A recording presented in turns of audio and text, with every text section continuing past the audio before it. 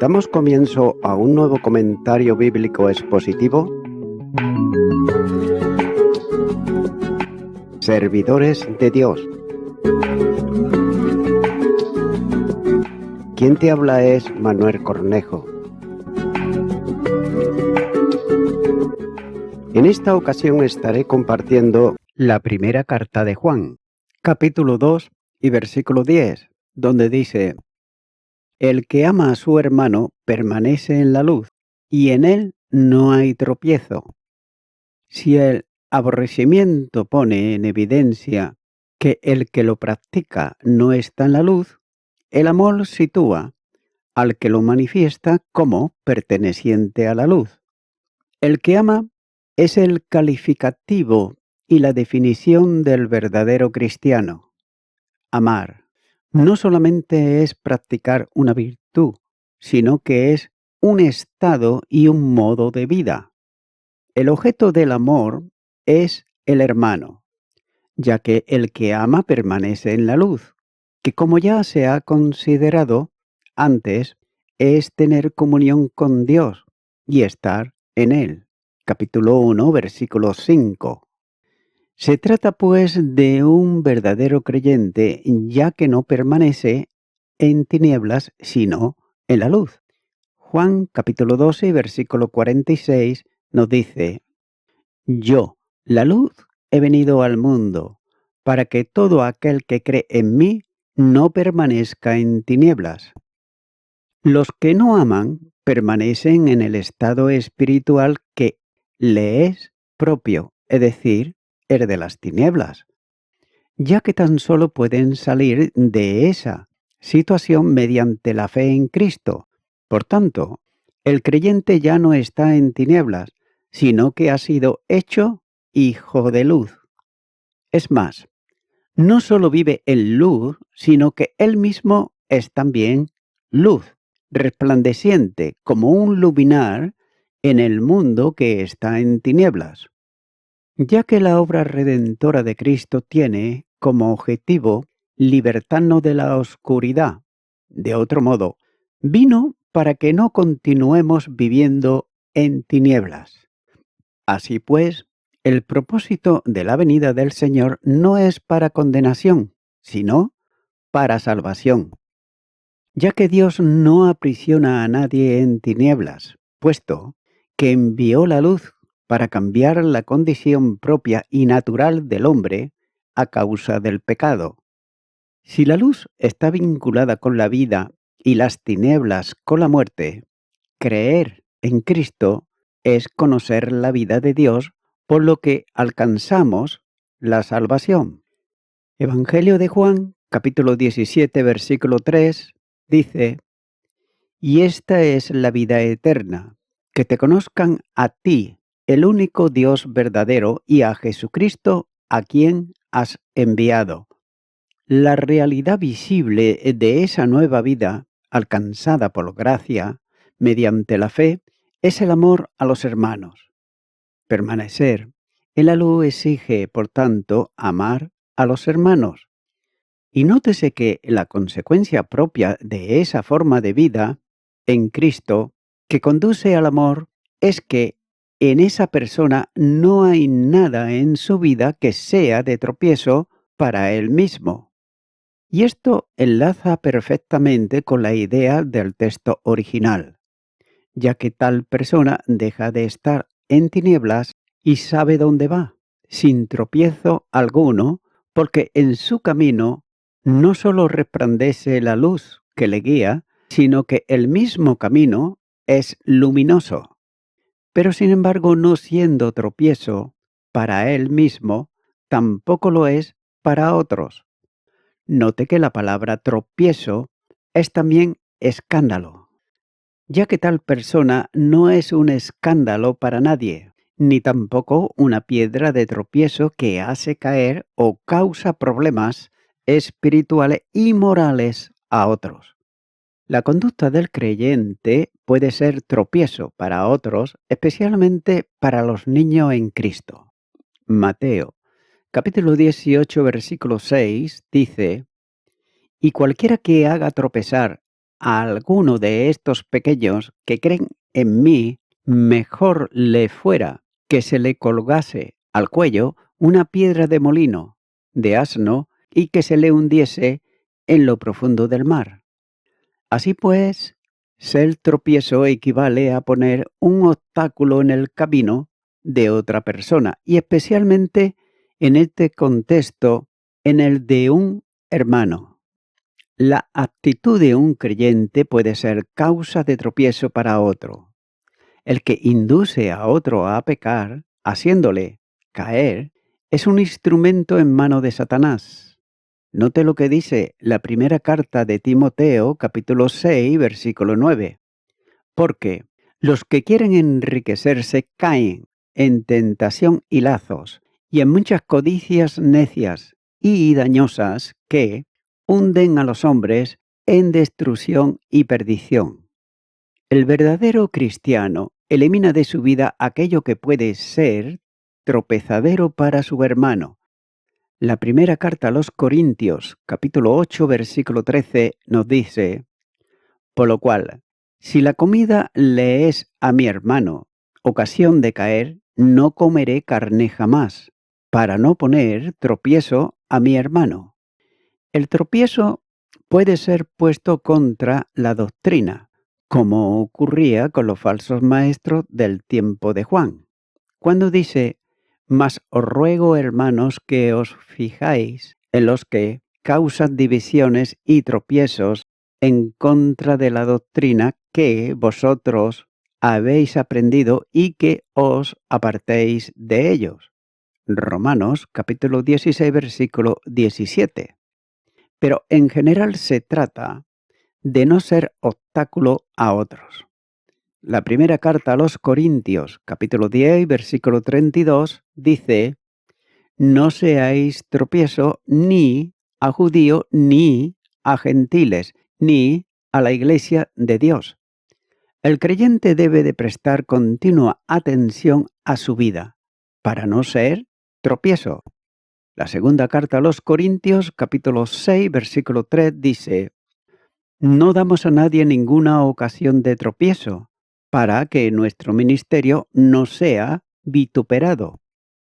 Continúa ahora con el versículo 11, donde dice: pero el que aborrece a su hermano está en tinieblas, y anda en tinieblas, y no sabe a dónde va, porque las tinieblas le han cegado los ojos. Ahora Juan invierte el argumento anterior, estableciendo un nuevo contraste, de modo que si el que ama está en luz, el que aborrece camina en tinieblas. Por tanto, la situación es natural, porque quien alberga menosprecio, aborrecimiento u odio contra el hermano en su corazón, no permite la acción de la luz. Y note que, por consiguiente, está en tinieblas, ya que ha considerado anteriormente esta lamentable realidad.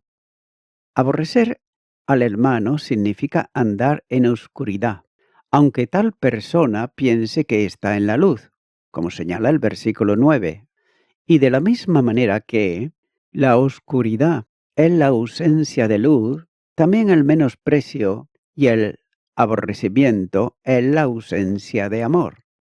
Por tanto, quien aborrece, por cuanto no ama, está en oscuridad y anda además en ella. Y nótese que la consecuencia es bien grave. Si está en tinieblas, anda en tinieblas, ya que el estado espiritual se convierte en un modo de conducta expresado en el uso del verbo andar, caminar, que hace referencia a una forma determinada de vida. Es el modo propio que corresponde a las tinieblas. También note el resultado, que no puede ser otro que un camino desorientado, ya que anda en tinieblas y en ellas no consigue ver el camino por donde va. También es la consecuencia natural de no andar en la luz. Por contraste, Jesús dijo: yo soy la luz del mundo. El que me sigue no andará en tinieblas, sino que tendrá la luz de la vida. Evangelio de Juan, capítulo 8 y versículo 12. El que sigue a Cristo experimenta su luz. Consecuente, conseguir a quien es la luz del mundo. Seguir a Jesús implica aceptarlo como Salvador personal, en las mismas palabras del Señor que dice, el que cree en mí. Evangelio de Juan, capítulo 7, versículo 38. Creer en Jesús es el primer paso en la senda luminosa del seguimiento en cuyo acto de depositar la fe en Él, el discípulo seguidor del Maestro se ve liberado de las tinieblas del mundo. Evangelio de Juan, capítulo 1 y versículo 5, dice, la luz en las tinieblas resplandece y las tinieblas no prevalecieron contra ella. Y Juan capítulo 12 y versículo 35 dice, entonces Jesús le dijo, aún por un poco está la luz entre vosotros, andad entre tanto que tenéis luz, para que no os sorprendan las tinieblas, porque el que anda en tinieblas no sabe a dónde va. Evangelio de Juan, capítulo 12, versículo 46, dice, yo, la luz, he venido al mundo para que todo aquel que cree en mí no permanezca en tinieblas. La luz divina tiene vida en sí misma, puesto que Jesús, que es la luz del mundo, es poseedor de la vida y da la vida eterna a todo el que cree. Juan capítulo 1 y versículo 4 dice, en él estaba la vida, y la vida era la luz de los hombres. Y Juan capítulo 3 versículo 16 dice, porque de tal manera amó Dios al mundo, que ha dado a su Hijo unigénito, para que todo aquel que en él cree no se pierda, mas tenga vida eterna.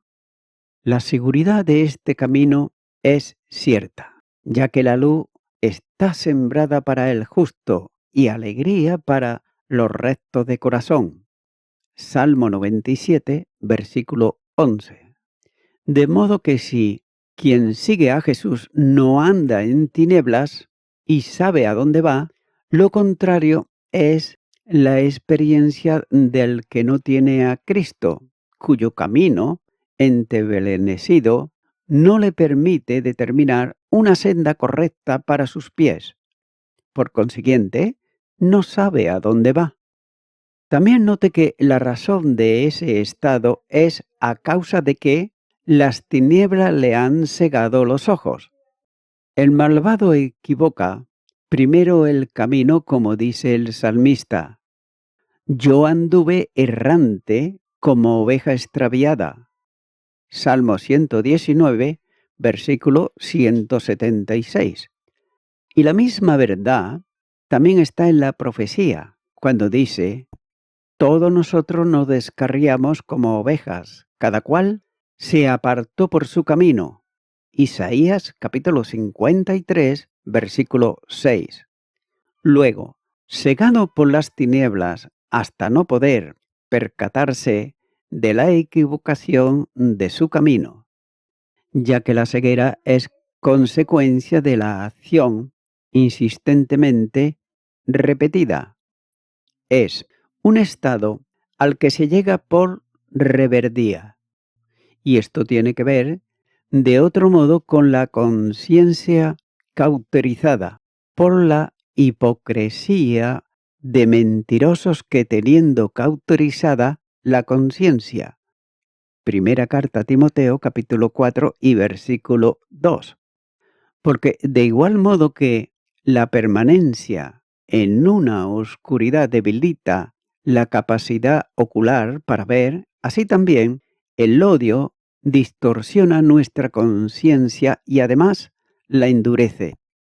Continúo ahora con el versículo 12, donde dice, os escribo a vosotros, hijitos, porque vuestros pecados os han sido perdonados por su nombre. El alcance del mandamiento se extiende y, por memoriza, en este párrafo, de los versículos 12 al 17, ya que primeramente menciona a quienes llama hijitos. Note que es un vocativo que expresa el afecto de padre, en este caso expresión del corazón del pastor hacia las ovejas del Señor. No se debe de hacer aquí una distinción de edad, refiriéndose a los más jóvenes en edad, sino que es la forma natural de un trato afectivo hacia todos los creyentes que leen la epístola, como ya se indicó anteriormente en el capítulo 2 y versículo 1. Así pues, lo que escribe es una forma de referirse al conjunto de todo el escrito, tanto a los que antecede como a lo que sigue. Con todo, podría considerarse que se está dirigiendo a tres tipos distintos de creyentes. En este caso, a los que son nuevos en la fe, que no tienen un profundo conocimiento de la doctrina, que son niños en Cristo. A estos seguirán los jóvenes y luego los padres que ya han alcanzado madurez espiritual. Sin embargo, estos requieren modificar las posiciones de los destinatarios en los siguientes versículos, por lo que es preferible entenderlo como una expresión general para todos los creyentes. Pero también note que esto a quienes escribe son verdaderos creyentes, porque sus pecados han sido perdonados. La certeza común de todos los cristianos es que Dios les perdonó todos los pecados. Colosenses, capítulo 2 y versículo 13 dice: Y a vosotros, estando muertos en pecados y en la incircuncisión de vuestra carne, os dio vida juntamente con Él, perdonándoos todos los pecados. El don inefable de la gracia llega aparejado el perdón de todos los pecados.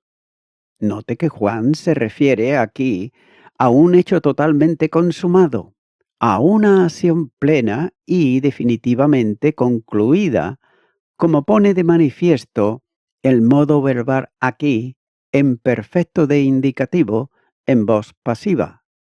Dios otorga el perdón incondicional a todo el que cree.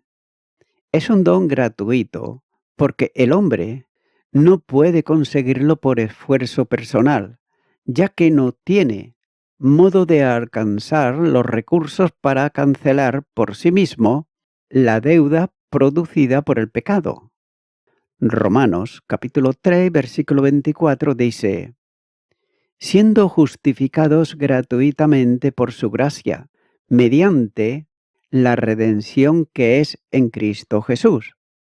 Y Tito, capítulo 3, versículo 7, también dice: para que justificados por su gracia, viniésemos a ser herederos conforme a la esperanza de la vida eterna.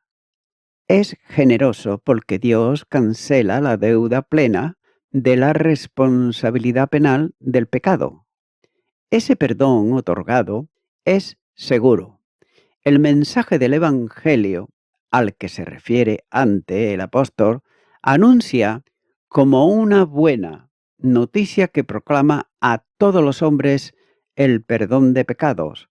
No se trata de una posibilidad, sino de la plena seguridad, ya que cuando un pecador cree, recibe el perdón de sus pecados, de manera que la responsabilidad penal que determinaba la muerte queda cancelada para él. La limpieza moral, la purificación, es consecuencia del hecho de creer. El cristiano puede sentir la seguridad de su salvación a causa de la extinción de esa responsabilidad penal, con el perdón de todos sus pecados, de modo que puede, con reconocimiento, decir: ahora pues, ninguna condenación hay para los que están en Cristo Jesús. Romanos capítulo 8 y versículo 1. El hecho del perdón la libertad y la responsabilidad penal por el mismo no supone liberación de la práctica de santidad que es el modo natural de vida cristiana, ya que un creyente que vive en la luz, a quien le han sido perdonados todos sus pecados, no practica aquello de que ha sido liberado. Y nótese que la causa del perdón de pecado está en la obra redentora de Cristo. El Señor estableció que esta verdad se proclamara en el Evangelio. Lucas capítulo 24 versículo 47 dice: y que se predique en su nombre el arrepentimiento y el perdón de pecados en todas las naciones, comenzando desde Jerusalén. Y también Hechos de los Apóstoles, capítulo 13 y versículo 38, dice: sabed pues esto, varones hermanos, que por medio de él se os anuncia perdón de pecados. También es interesante notar que el apóstol no usa un título como pudiera ser el Señor, el Salvador, Jesús, Jesucristo, sino que usa el término nombre, está refiriéndose a la persona y a la obra redentora que hizo. De otro modo, Dios perdona los pecados en base a la muerte expiatoria de su Hijo.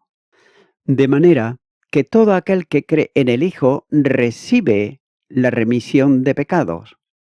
Y ya se dijo anteriormente que el apóstol, que la remisión de los pecados se obtiene por la propiciación de Jesucristo.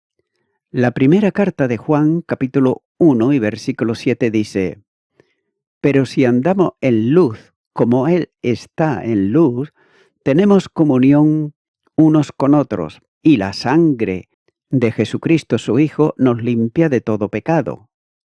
Y el versículo 9 también nos dice: si confesamos nuestros pecados, Él es fiel y justo para perdonar nuestros pecados y limpiarnos de toda maldad. Y la primera carta de Juan, capítulo 2 y versículo 2, nos dice: y Él es la propiciación por nuestros pecados, y no solamente por los nuestros, sino también por los de todo el mundo. Y voy concluyendo con esto. Los mandamientos de Dios son mandamientos puros, pero sin embargo nosotros no somos puros. Pero debemos de entender que nosotros no podemos obedecer a Dios perfectamente si Él no nos da la licencia para dejar de preocuparnos por los mandamientos de Dios, ya que debemos de saber cuándo decir no, no puedo, y también debemos de saber decir sí, sí puedo. Si digo que nunca he odiado, me estoy engañando a mí mismo, y la verdad no está en mí. Si digo que no he mentido, también me estoy engañando a mí mismo. Pero cuando le confieso a Cristo el pecado de odio, de mentira, y confío en Él, puedo decir que su perfección es mía. Y Él no solo me da su perdón, sino también su espíritu. Y es el Espíritu de Cristo que nos da la capacidad de decirle sí a Dios y también de someternos a su voluntad, de obedecer sus mandamientos y de cambiar el odio por el amor.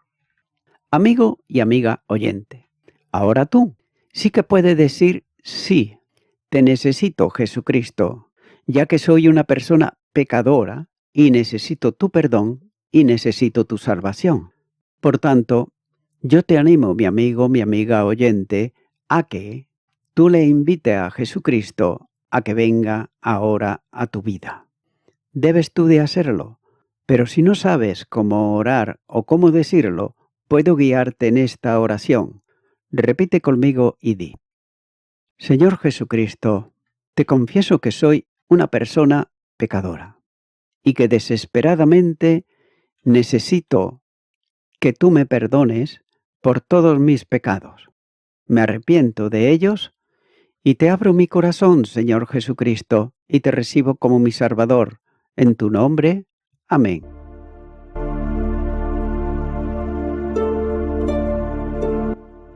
Amigo y amiga oyente, si tú has hecho esta oración de corazón, te recomiendo que comiences a orar a Dios, en primer lugar, en el nombre del Señor Jesucristo. Orar a Dios no es rezar, sino que es hablar con una persona. También te recomiendo que leas la palabra de Dios y lo hagas a diario. Comienza, por ejemplo, con el Nuevo Testamento. Y también, por último, te recomiendo que para que puedas crecer espiritualmente, te congregues en una iglesia cristiano-evangélica, donde se predique, se enseñe y se practique la sana doctrina y la palabra de Dios. Congrégate ahí y con el tiempo podrás crecer espiritualmente y también servir al Señor Jesucristo. Que Dios te bendiga. Y a toda la audiencia, nuevamente ya me estoy despidiendo de todos ustedes y será hasta el próximo programa. Que Dios os bendiga a todos.